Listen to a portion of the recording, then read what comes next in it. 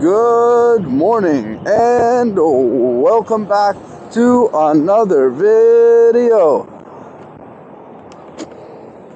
It's time to take a ride on the Veteran Sherman towards the Bronx from Manhattan, and it is also time to talk about a few important topics I would like to discuss with you today. First of all, welcome back to the channel. Be sure to subscribe if you haven't yet. I upload every single day. And be sure to like this video at any point throughout the video once you feel like the like is warranted. Only if I've earned it. If not, let me know in the comments how I can do better. Also, be sure to share the video with friends and family if you really truly super liked it, and be sure to leave a comment if you have any questions, concerns, feedback, ideas, anything on your mind that you feel needs to be attached to this video.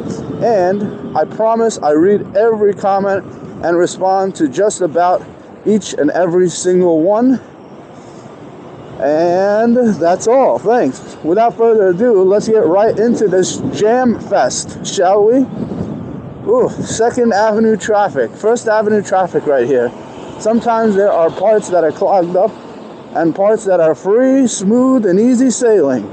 My most important and dangerous concern when I do this is cars that suddenly pop out of their lanes and into my path. This is probably the scariest thing that happens. Okay, so while I'm riding, as I comment on what I see and what's going on while I'm riding and my thoughts about the ride, see this guy, but he's being safe. He's using a signal, giving me plenty of time to react. Thank you. While we're riding, let's discuss this subject. The subject is a basketball one. Hey, any basketball fans out there today? I want to know the age-old question, is LeBron James better or going to be better, conceived as better, than Michael Jordan? Yes, LeBron versus Jordan. The age-old question of our generation. The great conundrum of our era.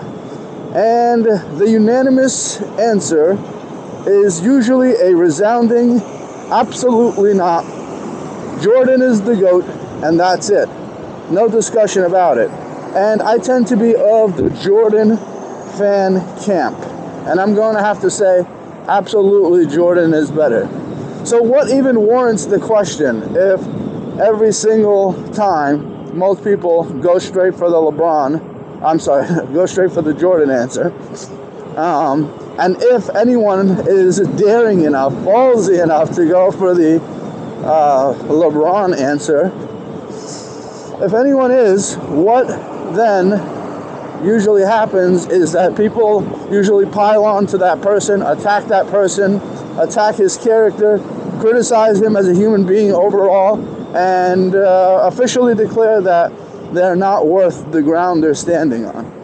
Why is that the case then, that there's always a debate, is the question is formed? Well, first of all, LeBron's legendary status is absolutely cemented, and the man's accomplishments are immense. The list of accomplishments is so long, and the guy has broken record after record, despite having so much pressure and expectations placed on him. If you're not a huge basketball fan, you should know this. LeBron James being brought into the NBA was one of the most hyped events in sports altogether. The declaration that the new king has arrived, the era of a new great basketball player, was ushered upon us. And so he did live to the expectations after 20 years so far playing and continuing still to play to this day.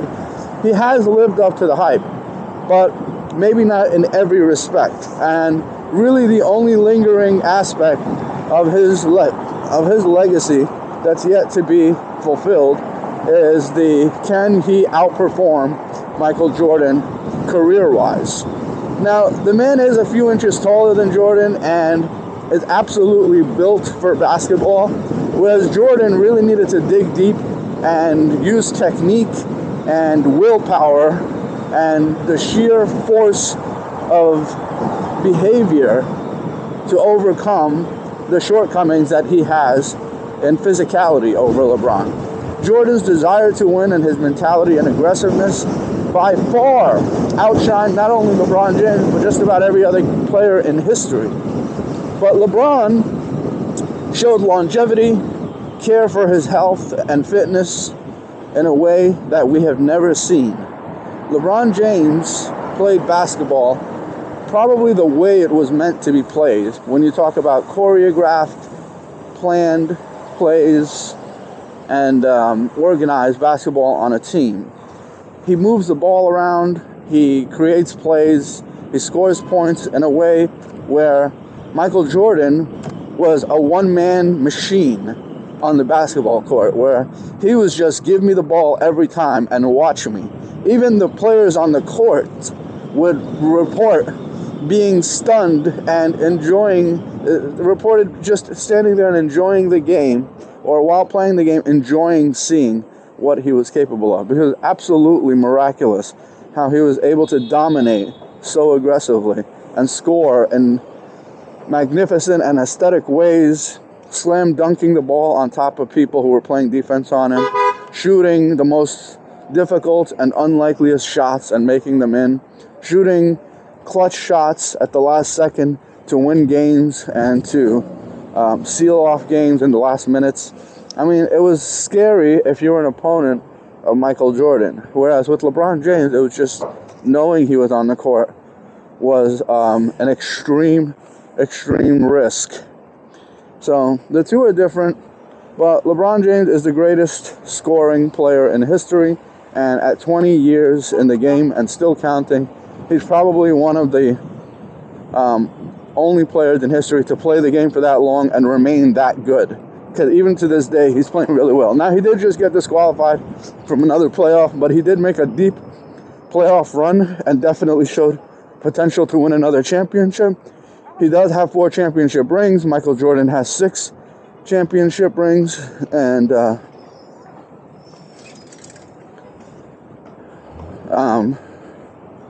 I don't know. I get mixed feelings about school buses being in the bike lane. It's like you're definitely putting bicyclists and riders at extreme risk. I don't know. I mean, I feel like a lot of school buses are doing their jobs without being in the bus lane. So I don't know. Anyway, folks, so that's my take on it. The rings are definitely a big part of it, the championship rings. And so at the end of the day, I think Jordan gets more votes than LeBron, but LeBron will never be forgotten, and he's probably number 2. I'll see all of you on the next one. Thanks for tuning in. Have a great day. Goodbye.